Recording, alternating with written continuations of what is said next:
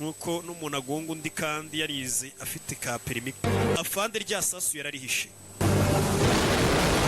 atereka bino tubihanagure, duhanagura amaraso.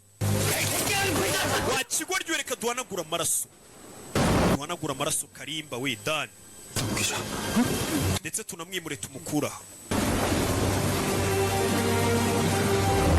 Afande yabonyeho kugira ngo raporo ice umusore bagombaga kuhisha umurambo we. Baramuteruye umurambo bajye kuhisha kugira ngo afande batazamubaza bati ni gute utatoje umwana kurasa neza. Kwezi gutabazanzamura gapeti bamenye ko umusirikare banjye barasanye ari ngiye bayoboye, ntago banzamura, ntago bamakanyenyeri kazajya kamurikira kandi urupana amaraso batazamenya irengero ry'uyu musirikare. Niyo mpamvu umusirikare baravuga ngo ni dizata yavuye mu gisirikare, kumbe yarapfuye. Afande arabihishira kugira bamuha akanyenyeri.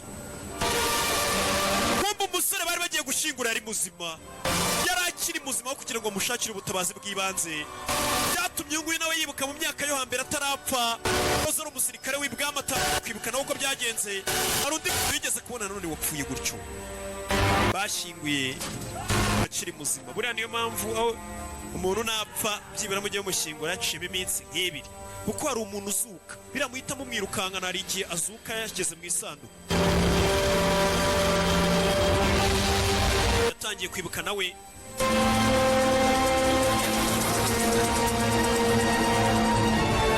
kuzimu ko barenganije abandi cyangwa batarabonye ubutabera barakurenze. Abari hano ni ba bantu bafite imitima ikonje, baba barenganya abandi, bakomeza kubahanira mu bukonje mpaka buri muntu urenganya abantu aba afite umutima ukonje, ntacyo bimubwiye kuba yaguhemukira. Rero bafungira mu mazi ya barafu kugira bakonjere rimwe. 불의의 지옥 최악의 범죄는 공소시효 만료로 저승에 올라온 놈들이지. abantu bahanwa cyane hakunino n'abafungiwe hariya 때문에 사실을 은폐한 놈들. abandi bakora icyaha ndetse bakagipfukirana ku bw'inyungu zabo. 공소시효란 게 없거든요. 2심에서 한 번 지은 죄는 절대 소멸되지 않죠. ndetse icyaha wakoreye ikuzimu buriya nako ku isi ikuzimu ntabwo gisibangana niyo wagihisha uti.